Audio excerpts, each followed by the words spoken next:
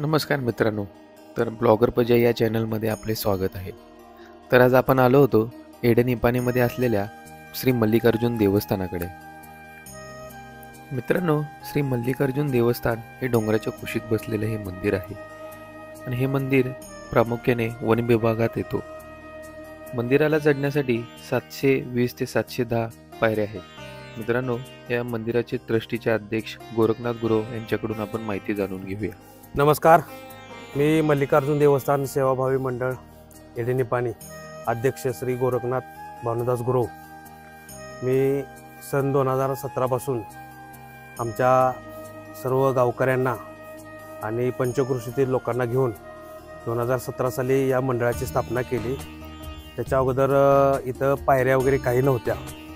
मग विविध राजकीय पहिल्यांदा आम्हाला नामदार सदाभाऊ खोत यांच्या फंडातून जे पैसे मिळाले त्यातून पायऱ्यांची व्यवस्था, इथं पेविंग ब्लॉक आणि ग्रिल ही बरीचशीच अशी कामं सुरुवात केली. त्यानंतर पाण्याची पाईपलाईन जवळजवळ 4,500 फूट पाईपलाईन केलेली आहे. पाण्याची 24 तास पाण्याची सोय केलेली आहे. बरेच अशा विविध प्रकारच्या गोष्टी इथं आम्ही मंडळाच्या वतीने राबवलेल्या आहेत. त्यामध्ये आता प्रत्येक महिन्याला अन्नदान असते चालू. हे आता गेलेली अमावस्या आमची 61वी होती. 61 अमावस्या आम्ही सलग इथं अन्नदान केलेलं आहे. त्यामध्ये कोरोनाच्या काळामध्ये 22 अमावस्या आमच्या बुडलेल्या आहेत. तरी 61 अमावस्या होऊन आमच्याकडे 40 ते 42 लोकांनी इथं आत्तापर्यंत नंबर लावून ठेवलेले आहेत. प्रत्येक महिन्याला इथं अन्नदानाचा एक कार्यक्रम होत असतो. म्हणजे प्रत्येक महिन्याला अन्नदान हे चालू असतं. जे भाविक जे अमावस्याला त्यांच्यासाठी अन्नदान चालू केलेलं. त्यानंतर आता प्रत्येक वर्षी आम्ही आमरस अभिषेक असतो, बेलाचा अभिषेक असतो, उसाच्या रसाचाही अभिषेक असतोय आणि विविध प्रकारे जेवढे इथं मल्लिकार्जुन देवस्थानचे सण जे श्रावणातले सोमवार असतात, 4 असो किंवा 5 असो, त्याचाही हे करतो. महाशिवरात्रीचाही कार्यक्रम भव्य दिवस इथं घेतला जातो. सर्व स्तरातल्या सर्व भागातील लोकांनी इथं आम्हाला सपोर्ट केल्यामुळं इथं आम्ही आता सध्या काम चालू केलेलं आहे. त्यानंतर आता लगेचच आम्हाला धैर्यशील माने यांनी कमानीसाठी 15 लाख रुपयाचा निधी दिला होता. परंतु आमच्या सगळ्यांच्या विचारानं तो निधी कमी पडत असल्यामुळं तो निधी आम्ही डांबरीकरणासाठी वळवणार आहे. त्याची सगळी वरच्या स्तरावर सगळी त्याची चर्चा झालेली आहे. त्यानंतर आता आमदार सतीश देशमुख भाऊ यांनी 30 लाख रुपये दिल्यामुळे इथं जी पडझड झालेलं जो कट्टा आहे, जो बुरुज आहे, त्याची व्यवस्था आपण आता इथं सध्या करणार आहेत. त्यानंतर आता ही जे आता बांधकाम पडलेलं आहे हे भविष्यात आम्ही आता जरा ह्याचं म्हणजे आता हल्लेलं आहे ही सुद्धा व्यवस्थित करायचा प्रयत्न करणार आहे. त्यानंतर आता या तुम्हाला सांगतो, हा जो मंडप आहे हा खूप वर्षापूर्वी आतनीच्या लोकांनी इथं केलेला आहे मंडप. त्याच मंडपामध्ये प्रत्येक महिन्याला अन्नदान असते.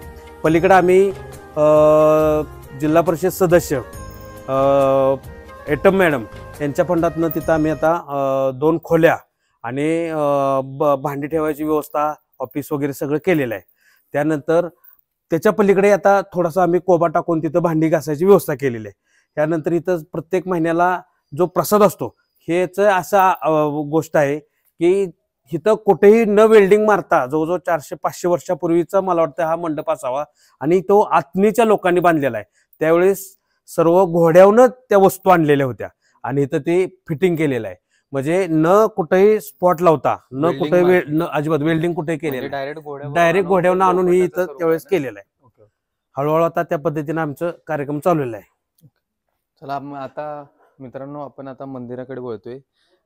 हे आता कालभैरवनाथाचं मंदिर आहे. इथं पहिल्यांदा आल्यानंतर इथं लोक दर्शन घेऊन परत आतमध्ये येतात. इथूनच असा आत जाण्याचा मार्ग आहे. मंदिरामध्ये जुना मार्ग आहे. हे भंडारगृह आहे. यामध्ये विविध प्रकारचे साहित्य वगैरे आपण आत ठेवलेलं आहे.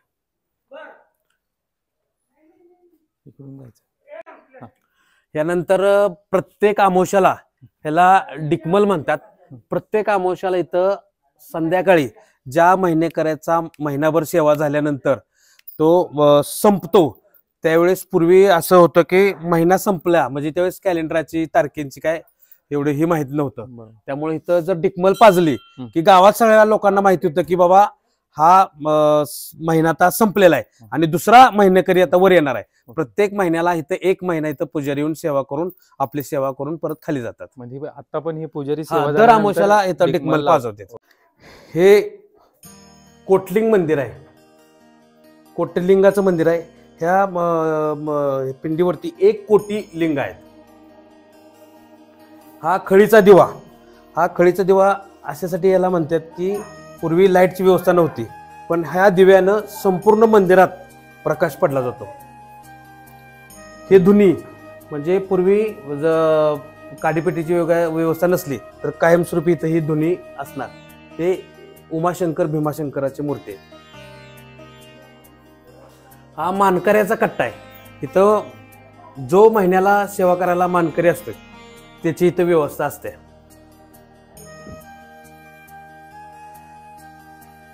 हे स्वयंभू सोमनाथाचं मंदिर आहे, म्हणजे स्वयंभू आहे. आणि पलीकडे जी मल्लिकार्जुन आहे ती स्थापित आहे. ते एकमेव कार्तिक स्वामीचं मंदिर आहे, जिथं कार्तिक पौर्णिमेला इथं फार मोठा उत्सव साजरा केला जातो. हे मल्लिकार्जुनची स्थापित केलेली पिंड आहे.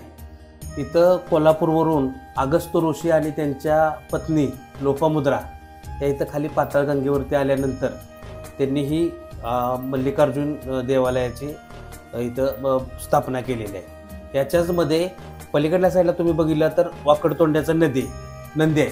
आणि त्यानंतर प्रत्येक श्रावण महिन्यात सोमवारी जी गर्दी होती त्याला इथूनही बाहेर पडायला एक वाट आहे.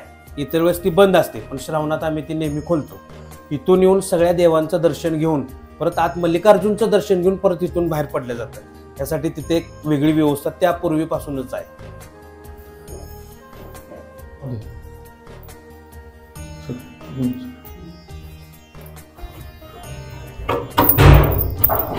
आता सांगितल्याप्रमाणे जे साहेबांनी बोलले की वाकड तोंडाचे नंदी हे आपल्याला आता दृश्य दिसतंय.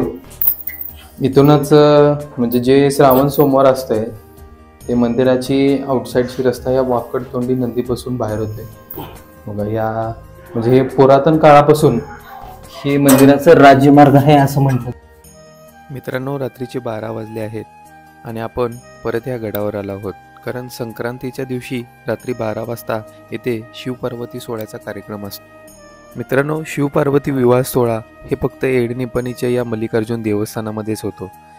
1-2 नाही तर हजारोने भाविक रात्री 12 वाजता या मंदिरामध्ये आले होते आणि एक आगळा वेगळा कार्यक्रम येथे आपल्याला दिसून आले. तर महाराष्ट्रात प्रथमच एडनिपणी या मल्लिकार्जुन देवस्थानामध्ये हा कार्यक्रम संपन्न